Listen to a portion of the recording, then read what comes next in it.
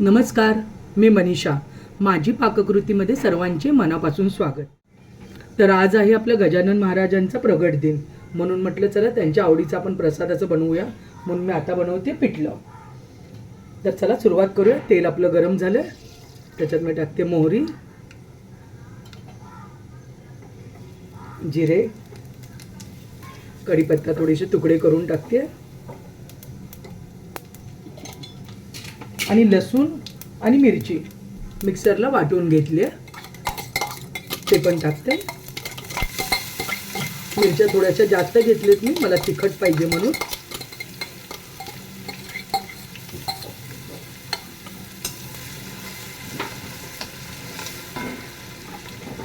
त्याच्याबरोबरच लगेच आपल्याला टाकायचं बारीक चिरलेला कांदा.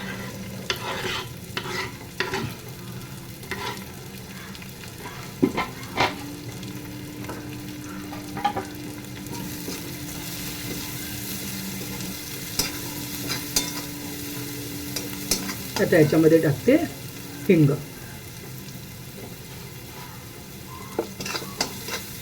एक 5 मिनिट आपण परतून घेऊया छान, कांदा आपला भाजून घेऊ तोपर्यंत.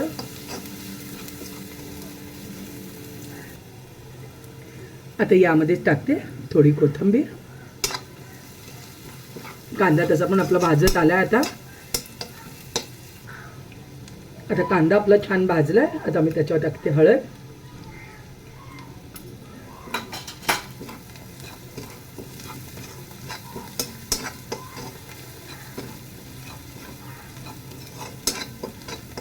आता हे छान मिक्स झालं.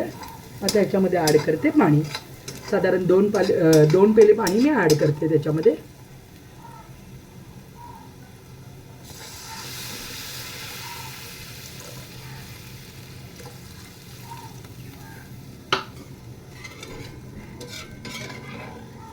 हे 2 पेले पाणी आहे. अजून थोडंसं पाणी घालते, मला थोडंसं पातळ पाहिजे पिठलं म्हणून. अजून एक साधारण अर्धा पेला घालते. पाणी गरम आहे, लगेचच आता त्याला उकळी येईल. पाणी गरम असल्यामुळे कसं उकळी पटकन फुटली आहे. आता आपल्याला त्याच्यामध्ये टाकायचे मीठ,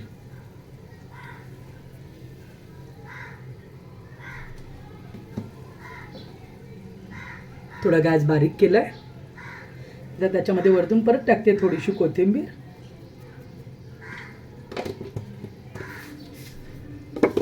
हे सगळं असं एकदम मिक्स करून घ्या व्यवस्थित.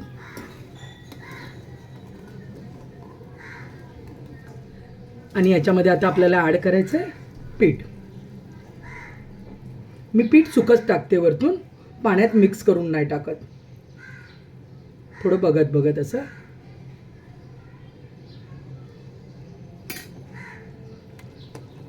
आणि असं हे छान टाकून असं वैरून घ्यायचं आहे आपल्याला. असं छान मिक्स करायचं आहे.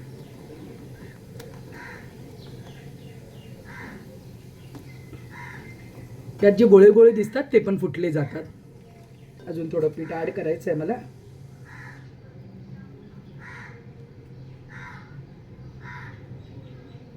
साधारण 4 चमचे पीठ ॲड केलंय मी आता.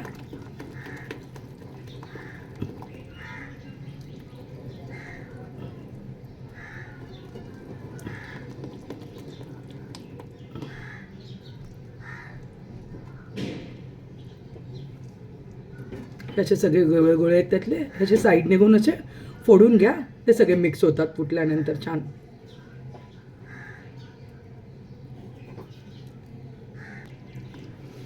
आता बघू शकता तुम्ही, त्यातल्या गुठळ्या आहेत त्या सगळ्या अशा फुटलेत.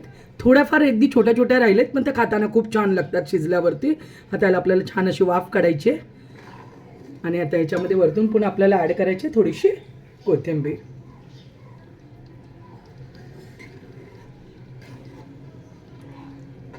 खूप सुंदर सुवास येतोय, झणझणीतवाला सुवास येतोय, कारण मिरच्या थोड्या जास्त आहेत ना, त्याच्यामुळे तिखट आहे. आता साधारण 2-3 मिनिटाला छान वाफ काढून घेते मी.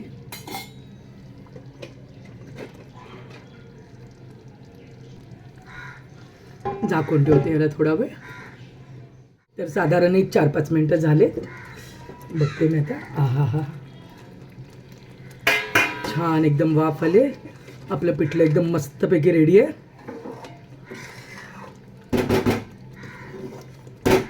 आता असंच झाकून हे बाजूला ठेवते. आता वळूया आपला मोर्चा भाकरीकडे. तर चला, भाकरीला सुरुवात झाली आहे माझ्या.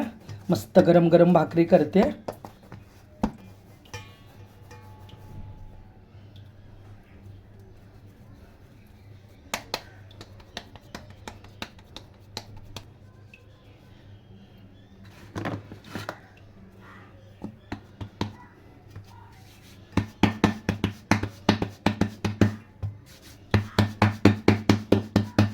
चपातीपेक्षा ना भाकरी करायलाच खूप छान वाटतं. पटकन होऊन जातं. घाईच्या वेळेला पण अगदी भूक लागले, चला बाबा 5 मिनटं थांबा, लगेच भाकरी टाकते. छान अगदी बरं पडतं आणि पोटभरीचा नाश्ता असल्यासारखं, जेवण असल्यासारखं होऊन जातं.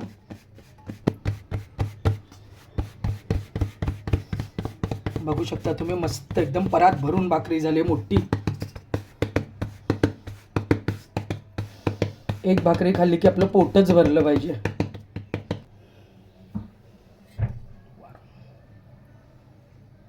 आहा हा, मस्त गोल गरगरीत तवा भरून भाकरी.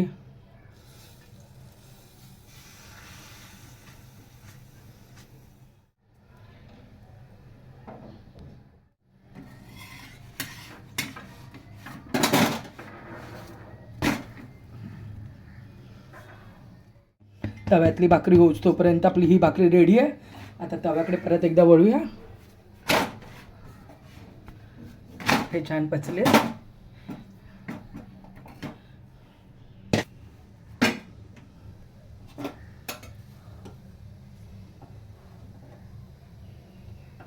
आहा, बघताय कशी मस्त फुगली. वाफ इकडून होते. बघा कशी मस्त भाकरी झाली. एकदम छान, एकदम तव्यातनं काढली की ताटात घ्यावी. चला, आता शेवटची भाकरी आपल्या भाकरी करून झालेत सगळ्या. माझे बाहेर कावळे कावकाव करतात. रोज या टायमिंगला कावळे येऊन बसलेले असतात, वाट बघतात मी कधी ठेवते त्यांना खायला.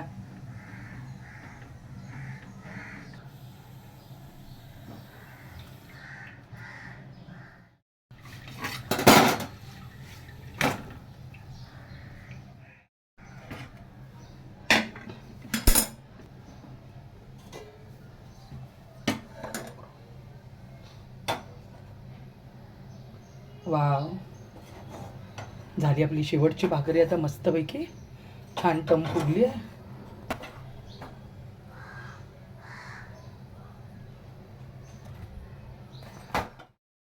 चला, आता करते प्रसादासाठी थोडासा शिरा. कढई मी तापायला ठेवले. तूप घालते. तरी साधारण अर्धी वाटी असेल, छोटी अर्धी वाटी.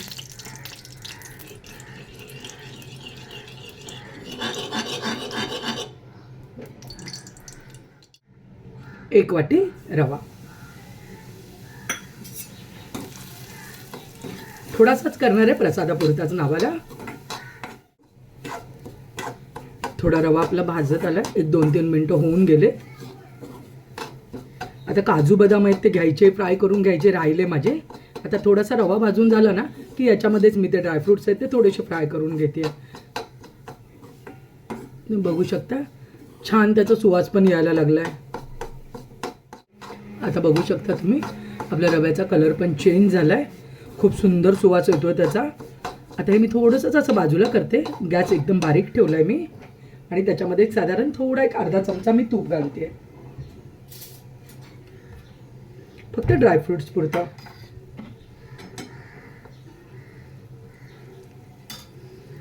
आणि ह्याच्याबरोबरच ड्रायफ्रुट्स टाकते थोडेसे.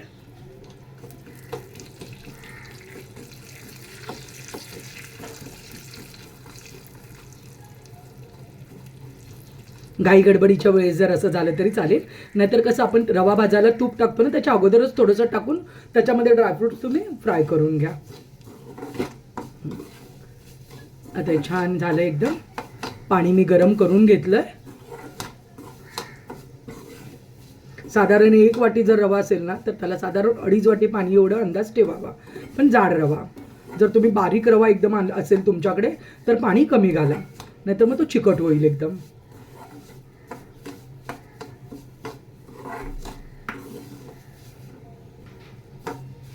त्याच्यामध्ये मी गरम पाणी घालून घेते.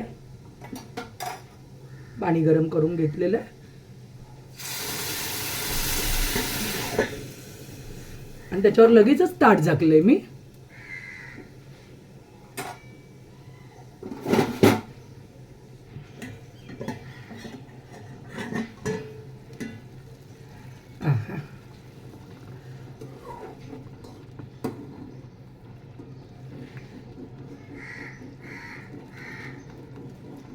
आता छान मिक्स करून घ्यायच्या. कुठे गुठळ्या होणार नाहीत ह्या बघा. बघू शकता छान मिक्स झालं हे. आता याच्यामध्ये मी ॲड करते 1 वाटी साखर. तुम्हाला गोड किती पाहिजे त्या हिशोबाने तुम्ही साखर कमी जास्त करू शकता.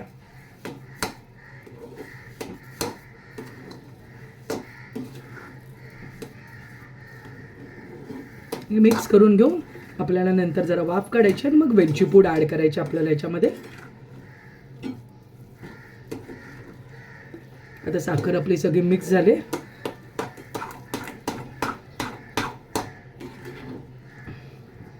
एक 2 मिनिटं मी याला झाकून ठेवते.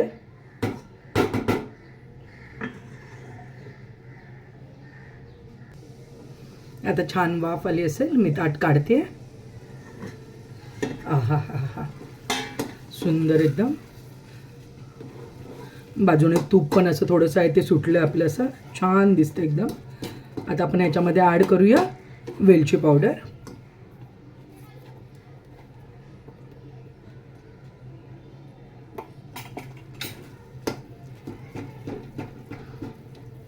व्यवस्थित मिक्स करून घ्या आणि झाल्यानंतर गॅस बंद करून झाकूनच ठेवा. म्हणजे तो एकदम छान होऊन जातो वाफेने, एकदम सुंदर होतो चुरचुरी. आता गॅस बंद करून एक 5 मिनटं झाले. मी ताट काढते शिऱ्यावरचं. आहा, शिरा आपला छानपैकी रेडी आहे. बघू शकता तुम्ही. पाणी अजिबात कमी जास्त काही झालेलं नाही. हा अंदाज कायम लक्षात ठेवा. 1 वाटी रव्याला ना 2.5 वाटी पाणी नॉर्मल. छान आपला शिरा फुलला आहे. आता हे असंच मी झाकून ठेवते. चला आपलं नैवेद्याचं ताट तयार करते. आहा, हे आपलं पिठलं, आपला शिरा. ओहो, हे थोडंसं दही ठेवते कारण केला ठेचा. दह्याबरोबर ठेचा छान लागतो. थोडासा ठेचा आणि छान गरम गरम भाकरी. थोडासा कांदा पण ठेवायचा आहे, पण नैवेद्य दाखवायचा आहे म्हणून अजून ठेवला नाही आहे.